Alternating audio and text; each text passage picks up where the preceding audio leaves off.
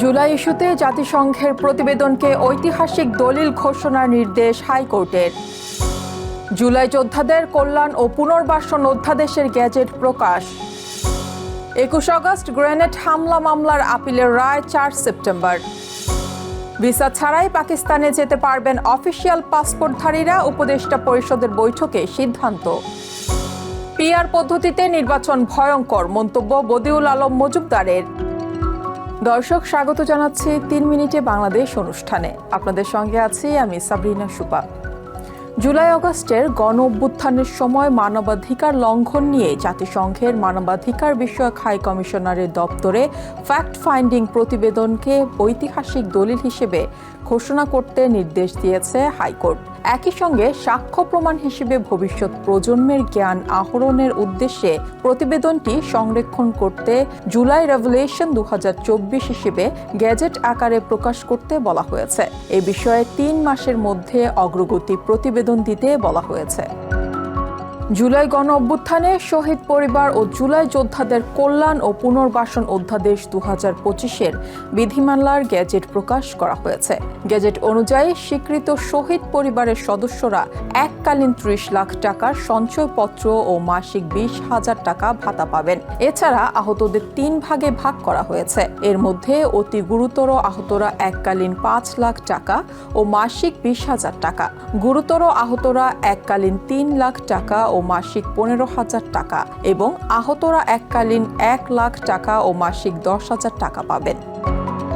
বহুল আলোচিত ২১ August grenade হামলা মামলায় যাবজ্জীবন কারাদণ্ডপ্রাপ্ত বিএনপির ভারপ্রাপ্ত চেয়ারম্যান তারেক রহমান ও মৃত্যুদণ্ডপ্রাপ্ত সাবেক স্বরাষ্ট্র প্রতিমন্ত্রী লুৎফুজ্জামান বাবর সহ সব আসামির খালাসের রায়ের বিরুদ্ধে রাষ্ট্রপক্ষের দায়ের করা আপিলের শুনানি শেষ হয়েছে। এ বিষয়ে আগামী ৪ সেপ্টেম্বর রায় ঘোষণা করবে আপিল বিভাগ। বুধবার তারেক ও বাবরের পক্ষে শুনানি করেন এস.এম. শাহজাহান ও মোহাম্মদ শিশির মনির। আসামি পক্ষের আইনজীবীরা চূড়ান্ত রায়ে আসামিদের খালাস পাওয়ার আশা প্রকাশ করেন। বাংলাদেশ ও পাকিস্তানের মধ্যে কূটনৈতিক এবং অফিসিয়াল পাসপোর্টধারীদের জন্য পারস্পরিক ভিসা অব্যাহতি চুক্তির খসড়া অনুমোদন দিয়েছে উপদেষ্টা পরিষদ। বৃহস্পতিবার উপদেষ্টা পরিষদের ৩৯তম বৈঠকে এ অনুমোদন দেয়া হয়। মন্ত্রিপরিষদ বিভাগের এক সংবাদ বিজ্ঞপ্তিতে জানানো হয়, স্বরাষ্ট্র মন্ত্রণালয়ের সুরক্ষা সেবা বিভাগ এ বিষয়ে উদ্যোগ নেয়। অনুমোদিত খসড়া অনুযায়ী ২ দেশের কূটনৈতিক ও অফিসিয়াল পাসপোর্টধারীরা ভিসা ছাড়াই একে অপরের দেশে প্রবেশ ও অবস্থান করতে পারবেন।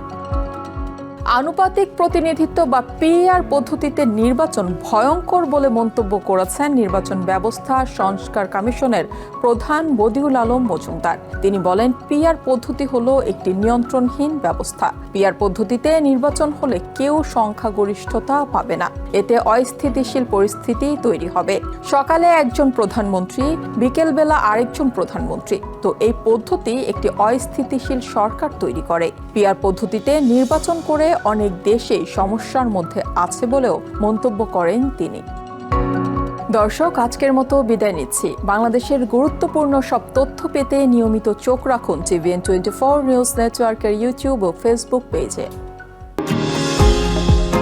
নিউ ইয়র্ক থেকে সম্প্রচারিত TVN24 টেলিভিশন বিশ্বজুড়ে বাঙালির কণ্ঠস্বর।